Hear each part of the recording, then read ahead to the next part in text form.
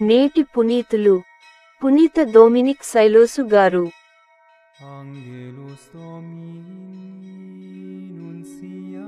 ఒక కన్య గర్భము ధరించును. శుక్రవారం, డిసెంబర్ 20, 2024. మొదటి పఠనం యెషయా గ్రంథము 7వ అధ్యాయం 10 నుండి 14 వచనాలు. ఆ దినములలో ప్రభువు మరల ఆహాసునకు ఈ క్రింది సందేశము వినిపించెను. నీవు నీ దేవుడైన ప్రభువు నుండి నీ ఇష్టము వచ్చిన గుర్తు కోరుకొనుము.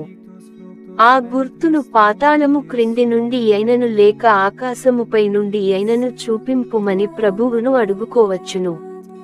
కాని ఆహాసు, నేను ఏ గుర్తును అడుగను, నేను ప్రభువును పరీక్షకు గురిచేయను అని అనెను.